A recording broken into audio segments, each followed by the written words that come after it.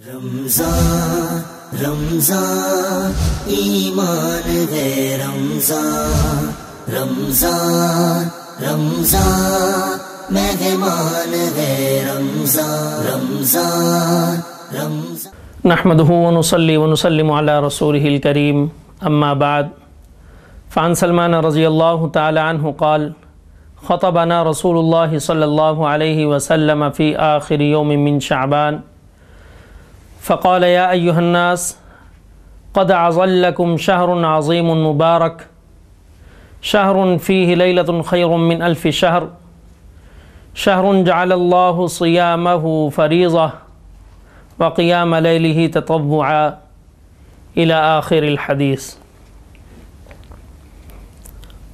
معزز سامعین محترم،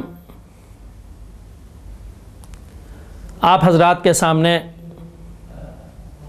جناب نبی پاک صلی اللہ تعالی علیہ وسلم کے ذخیرہ احادیث میں سے ایک حدیث مبارکہ کا تھوڑا سا حصہ تلاوت فرمایا۔ یہ ایک طویل حدیث ہے۔ محدثین کرام نے اگرچہ اس روایت کے بعض روات پر کلام کیا ہے، لیکن یہ بات ذہن نشین رکھیں کہ اس روایت کا تعلق فضائل کے ساتھ ہے، اور فضائل میں تھوڑا بہت جو کلام ہوتا ہے وہ قابل تحمل ہوتا ہے۔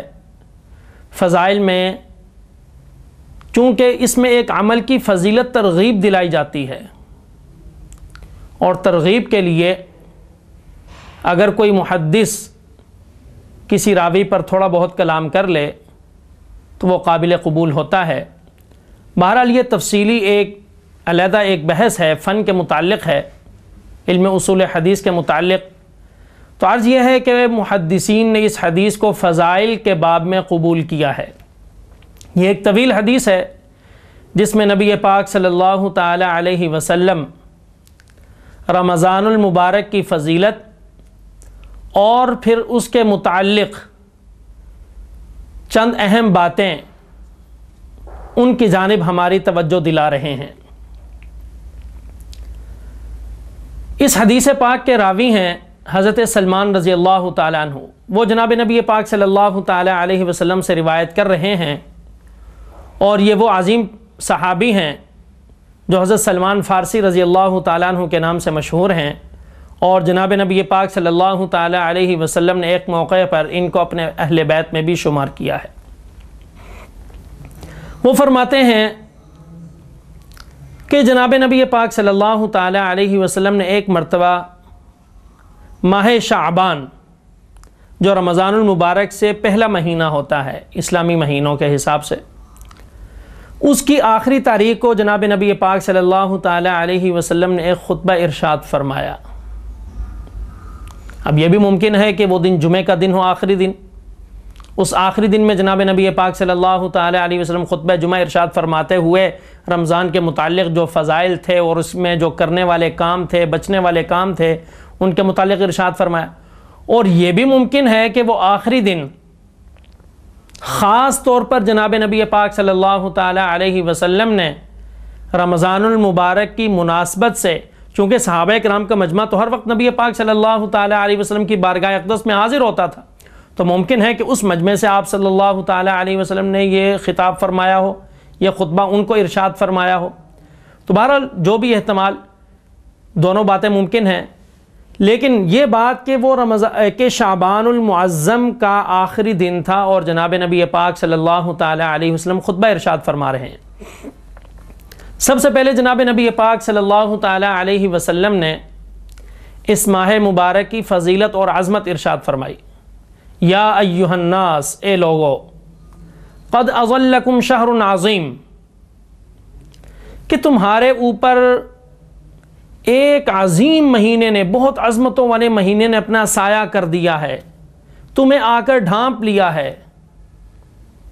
مبارک، بہت ہی برکتوں والا مہینہ ہے، بہت ہی برکتوں والا مہینہ ہے۔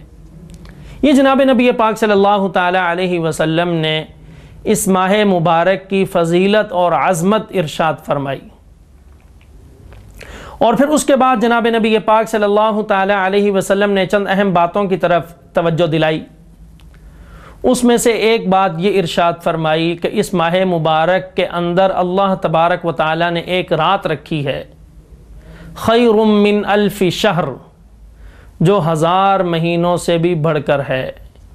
اور اللہ تبارک و تعالی نے اس رات کے متعلق اپنے کلام پاک میں، قرآن پاک میں پوری ایک سورت نازل فرمائی، سورۃ القدر۔ بسم اللہ الرحمن الرحیم، انا انزلناہ فی لیلۃ القدر وما ادراک ما لیلۃ القدر لیلۃ القدر خیر من الف شہر۔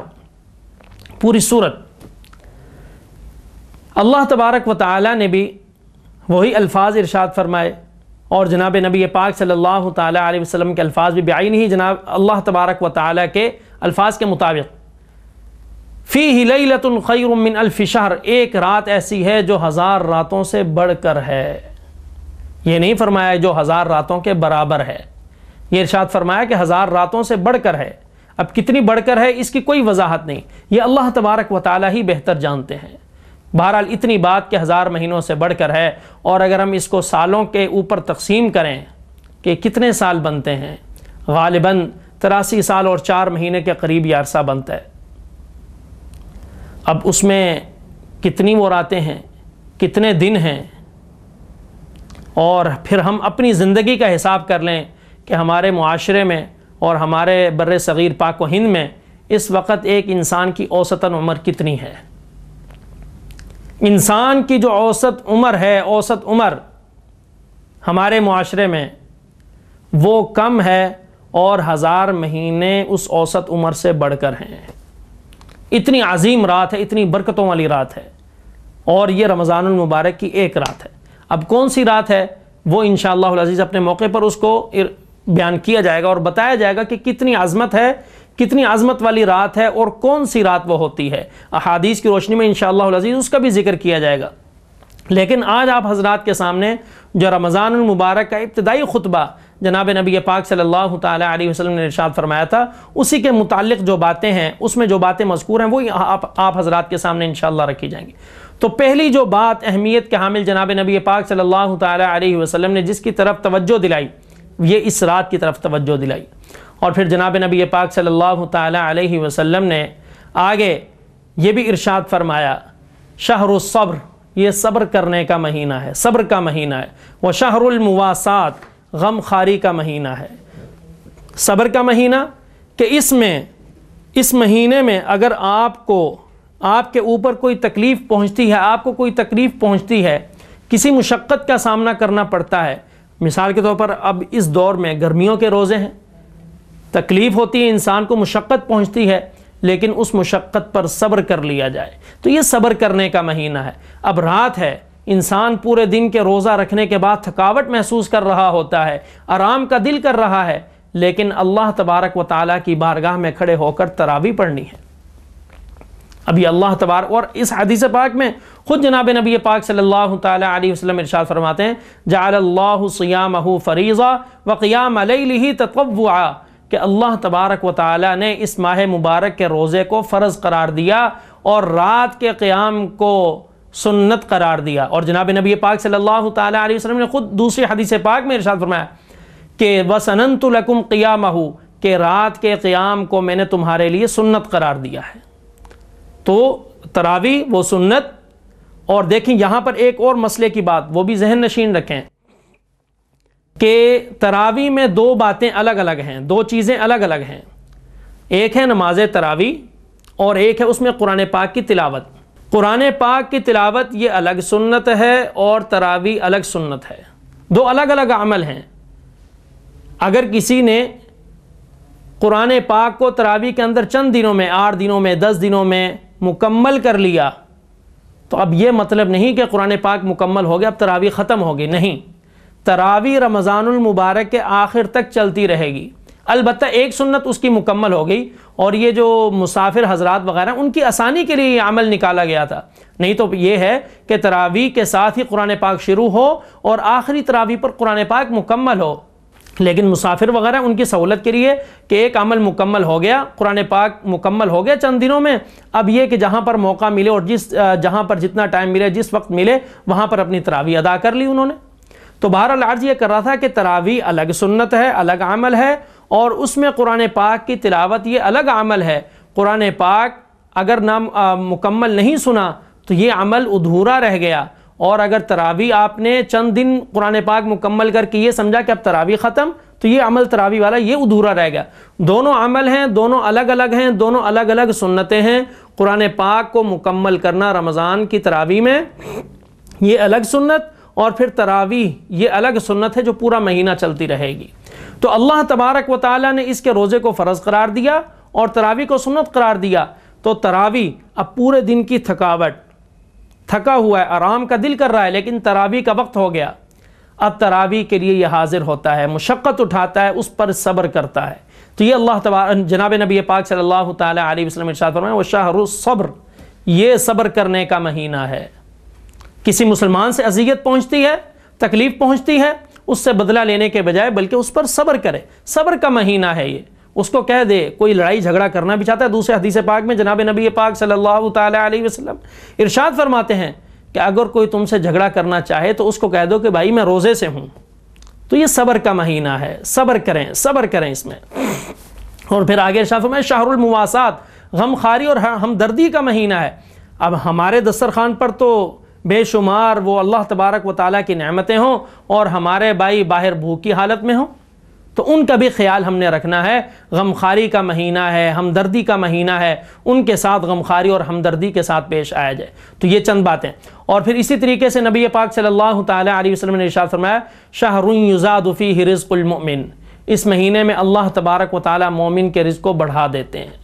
ابھی ہم اپنی آنکھوں سے دیکھ لیں کہ اللہ تبارک و تعالیٰ رمضان المبارک کے اندر ایسی ایسی نعمتیں ہمیں کھلاتے ہیں، ایسی ایسی نعمتوں سے نوازتے ہیں کہ غیر رمضان میں ہمارے دسترخوان پر وہ چیزیں نہیں ہوتی۔ غیر رمضان میں ہمارے دسترخوان پر وہ چیزیں نہیں ہوتی جو اللہ تبارک و تعالیٰ رمضان کے اس عظیم مہینے میں، بابرکت مہینے میں ہمیں وہ نعمتیں، وہ چیزیں ہمارے دسترخوان پر چنی ہوئی ہوتی ہیں، لگی ہوئی ہوتی ہیں۔ تو یہ اس حدیث پاک میں جناب نبی پاک صلی اللہ تعالیٰ علیہ وسلم ارشاد فرماتے ہیں شہر یزاد فیہ رزق المؤمن، کہ اس مہینے میں اللہ تبارک و تعالیٰ مومن کے رزق میں اضافہ فرما دیتے ہیں۔ اور پھر ایک بات جناب نبی پاک صلی اللہ تعالیٰ علیہ وسلم نے ارشاد فرمائی کہ جو اس مہینے میں ایک فرض ادا کرتا ہے وہ 70 فرضوں کے برابر، اور نفل فرض کے برابر، نفل عبادت فرضوں کے برابر، اور فرض عبادت کا ثواب 70 فرضوں کے برابر پہنچ جاتا ہے۔ یہ اس مہینے کی فضیلت اور عظمت ہے۔ اللہ تبارک و تعالی ہمیں اس مہینے میں زیادہ سے زیادہ اپنی عبادات کرنے کی توفیق عطا فرمائے۔ اور پھر اسی طریقے سے اگلی بات، جناب نبی پاک صلی اللہ تعالی علیہ وسلم نے اس مہینے میں کسی مومن کو روزہ افطار کرنے کا ثواب بھی ارشاد فرمایا۔ جناب نبی پاک صلی اللہ تعالی علیہ وسلم ارشاد فرماتے ہیں من فطر صائما کان له مغفرۃ من ذنوبہ وعتق رقبتہ من النار، او کما قال علیہ السلام، کہ جو اس مہینے میں کسی روزے دار کو روزہ افطار کروائے تو اللہ تبارک و تعالی اس کے بدلے میں اس کے لیے گناہوں سے مغفرت اور جہنم سے چھٹکارے کا پروانہ اس کے مقدر میں لکھ دیتے ہیں، اس کے نصیب میں لکھ دیتے ہیں۔ گناہوں کی بخشش ہو جاتی ہے اور جہنم سے چھٹکارا مل جاتا ہے۔ اور دیکھیں یہی ہمارے مقصد زندگی کہ اللہ تبارک و تعالی ہمیں جہنم سے بچا لے اور جنت میں بھیج دے، ہمارا مقصد زندگی یہی ہے کہ ہمارا اصل ٹھکانہ جنت ہے۔ انسان بنی آدم کا اصل ٹھکانہ جنت ہے، اور اسی راستے کی رہنمائی کے لیے اللہ تبارک و تعالی نے انبیاء کرام کو بھیجا۔ تو یہ عمل افطاری کا، کسی مومن کو روزہ افطار کرانے کا عمل اتنا عظیم عمل ہے کہ اللہ جناب نبی پاک صلی اللہ تعالی علیہ وسلم ارشاد فرماتے ہیں کہ اس کے بدلے میں اللہ تبارک و تعالی جہنم سے چھٹکارے کا پروانہ لکھ دیتے ہیں۔ اور پھر اسی طریقے سے جناب نبی پاک صلی اللہ جب یہ بات جناب نبی پاک صلی اللہ تعالی علیہ وسلم نے ارشاد فرمائی کہ جو کسی مومن کو روزہ افطار کرے اس کا یہ اجر، اب صحابہ کرام رضوان اللہ تعالی علیہم اجمعین، ہماری آنکھوں کے، ہمارے سروں کے تاج، ہماری آنکھوں کی ٹھنڈک، وہ تو دین کے معاملے میں، نیکی کے معاملے میں ایک دوسرے سے آگے بڑھنے والے تھے۔ انہوں نے فوراً دریافت کیا کہ یا رسول اللہ صلی اللہ علیہ وسلم، ہمارے حالات آپ کے سامنے ہیں، ہم میں سے کسی کے پاس بھی اتنی طاقت نہیں ہے کہ ہم کسی روزے دار کو پیٹ بھر کر کھانا کھلائیں. کہا کہ اللہ تبارک و تعالیٰ نے یہ جو ثواب لکھا ہے پیٹ بھر کر کھانا کھلانے پر نہیں. ایک کھجور کے ساتھ اگر کسی نے روزہ افطار کرا دیا، پانی کے ایک گھونٹ کے ساتھ، دودھ کے ایک گھونٹ کے ساتھ روزہ افطار کرا دیا، تو اس پر بھی اللہ تبارک و تعالیٰ یہ اجر عطا فرما دیں گے. یہ اجر حاصل کرنے کے لیے، ثواب حاصل کرنے کے لیے پیٹ بھر کر کھانا کھلانا ضروری نہیں. تھوڑا سا آپ نے اس کا روزہ افطار کرا دیا، ایک کھجور پر، پانی کے گھونٹ پر، دودھ کے گھونٹ پر، اللہ تبارک و تعالیٰ اس پر بھی اجر عطا فرما دیں گے. اور پھر ارشاد فرمایا کہ یہ جو مہینہ ہے اس کا پہلا حصہ رحمت کا ہے، دوسرا حصہ مغفرت کا ہے، اور تیسرا حصہ جہنم سے چھٹکارے کا ہے. جو پہلا عشرہ، پہلے 10 دن رحمت کے، دوسرے 10 دن مغفرت کے، اور آخری 9 دن یا 10 دن جتنا بھی آخری عشرہ وہ جہنم سے چھٹکارے کا. اس کے بارے میں بزرگوں نے لکھا، محدثین کرام نے اس کی وضاحت میں لکھا کہ دیکھیں انسان 3 طرح کے ہوتے ہیں. انسان اپنے اعمال کے حساب سے 3 طرح کے ہوتے ہیں. ایک وہ افراد، وہ لوگ جو جن کے ذمہ گناہ نہیں ہوتے، انہوں نے اپنے آپ کو گناہوں والی زندگی سے بچایا ہوا ہوتا ہے. اور ایک وہ افراد، ایک قسم وہ ان لوگوں کی جو گناہ کرتے ہیں، ساتھ نیک اعمال بھی کرتے ہیں، کچھ تھوڑے بہت گناہ بھی ان کے سر پہ ہیں. اور ایک وہ لوگ، ایک وہ گروہ جو گناہگار ہے، ان کے گناہ زیادہ ہیں. تو اللہ تبارک و تعالیٰ نے ترتیب یوں بنائی، پہلا حصہ رحمت، یہ ان لوگوں کے لیے شروع سے رحمت شروع ہو گئی جن کے کھاتے میں کوئی گناہ نہیں. رمضان المبارک کا مہینہ شروع سے ان کے لیے رحمتیں لے کر آیا. اب دوسرا گروہ جن کے ذمے کچھ گناہ بھی ہیں، جن کے سروں پر کچھ گناہ بھی ہیں، جب انہوں نے پہلے 10 دن روزہ رکھا ہے، مشقت برداشت کی، اس کے بدلے میں اللہ تبارک و تعالیٰ نے ان کے لیے مغفرت رکھ دی، ان کے لیے مغفرت کا پروانہ لکھ دیا. اور تیسرے درجے کے وہ لوگ جن کے اوپر گناہوں کی کثرت ہے، گناہ زیادہ ہیں، ان کے لیے اللہ تبارک و تعالیٰ نے جب انہوں نے 20 دن روزے رکھے، مشقت اٹھائی 20 دن کی، اللہ کا حکم سمجھ کر روزہ رکھا، تو اللہ تبارک و تعالیٰ نے ان کے لیے جہنم سے چھٹکارے کا اعلان کر دیا.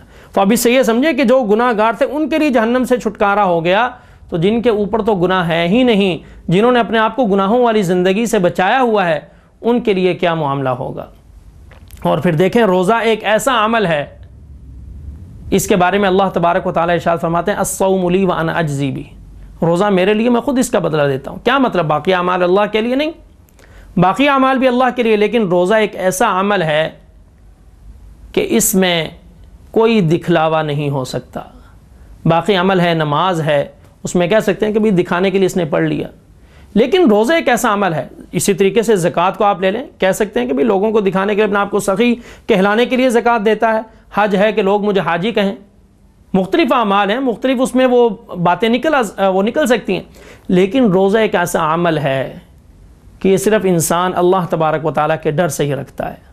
اب انسان ہے تنہائی میں، کوئی اس کے ساتھ نہیں بیٹھا ہوا، کچھ کھا پی لے، کوئی دیکھ ہی نہیں رہا، لیکن تنہائی میں بھی کھانے پینے سے رک رہا ہے. کس وجہ سے رک رہا ہے؟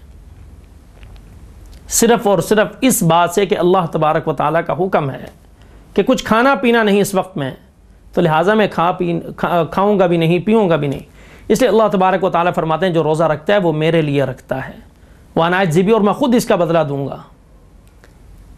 اور اس حدیث پاک کا ایک اور مطلب بھی ہے کہ اگر ہم اس کو اجزی بھی کی جگہ اجزا بھی پڑھ لیں، کیونکہ اعراب تو نہیں ہے کہ زبر زیر پیش وغیرہ تو نہیں ہے، تو اجزی کی جگہ اجزا پڑھیں، تو اب یہ مطلب بنے گا کہ اللہ تبارک و تعالیٰ شاہ فرماتے ہیں انسان روزہ میرے لیے رکھتا ہے اور بدلے میں اپنا آپ اس کو دے دوں گا. جب بادشاہی کسی کا بن جائے تو پھر اس کو خزانوں کی ضرورت نہیں، بادشاہی اس کا ہے، بادشاہ کی وجہ سے سارے خزانے اس کے اپنے بن گئے. جب اللہ تعالیٰ ہمارے بن گئے تو ساری نعمتیں، جنت بھی ہمارے لیے خود بخود ہو جائے گی. جب اللہ کو ہم نے راضی کر لیا تو اللہ تبارک و تعالیٰ ہمارے بن گئے، جنت ہماری بن گئی. اور پھر اس حدیث پاک کے آخر میں جناب نبی پاک صلی اللہ تعالیٰ علیہ وسلم نے 4 اعمال بتائے جو اس مہینے میں کرنے. دیکھیں رمضان کی تیاری، رمضان سے پہلے رمضان میں کیا کام کرنے، جناب نبی پاک صلی اللہ تعالیٰ علیہ وسلم خود ارشاد فرما رہے ہیں کہ 4 کام کرو. ان میں سے 2 کام ایسے ہیں کہ جن سے تم اپنے رب کو راضی کرو گے، اور 2 کام ایسے ہیں جو تمہارے لیے ضروری ہیں، تمہاری ذات کے لیے ضروری ہیں، ان کے بغیر تمہارا کوئی چارہ کار ہی نہیں۔ وہ 4 اعمال کون سے؟ 4 اعمال کون سے؟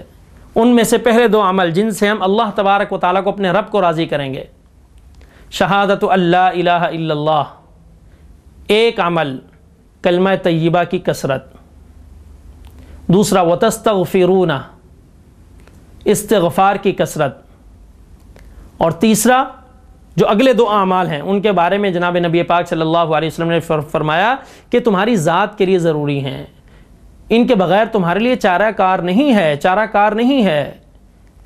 ان 2 اعمال میں سے پہلا جنت کا سوال، اللہم انی اسألک الجنہ، اور چوتھا عمل دوزخ سے پناہ، اللہم انی اعوذ بک من النار۔ تو یہ 4 اعمال، کلمہ طیبہ کی کثرت، استغفار، جنت کا سوال، دوزخ سے پناہ، یہ 4 اعمال جناب نبی پاک صلی اللہ تعالیٰ علیہ وسلم نے خود ارشاد فرمایا کہ یہ رمضان المبارک میں کثرت سے کرو۔ اور پھر آگے ارشاد فرمایا کہ جو روزے دار کو پانی پلائے گا، اللہ تبارک و تعالیٰ قیامت کے دن اس کو میرے حوض سے ایسا پانی پلائیں گے کہ جنت میں داخلے تک پھر اس کو پیاس نہیں لگے گی۔ یہ رمضان المبارک کی فضیلت و عظمت، اور پھر اس کے جو معاملات، اس میں چند اہم باتیں جن کی جانب ہماری جناب نبی پاک صلی اللہ تعالیٰ علیہ وسلم نے توجہ دلائی، اور وہ کام بھی ہمیں بتا دیے کہ جو ہم نے اس مہینے میں کرنے ہیں، کن کاموں سے ہم نے بچنا ہے وہ بھی بتا دیا، جو کام کرنے ہیں وہ بھی بتا دیا۔ ذکر کی کثرت، 4 چیزیں، اور دیکھیں سب سے بڑھ کر ذکر قرآن پاک کی تلاوت ہے، اور کلام الہی کو اس مہینے کے ساتھ ایک خاص تعلق ہے۔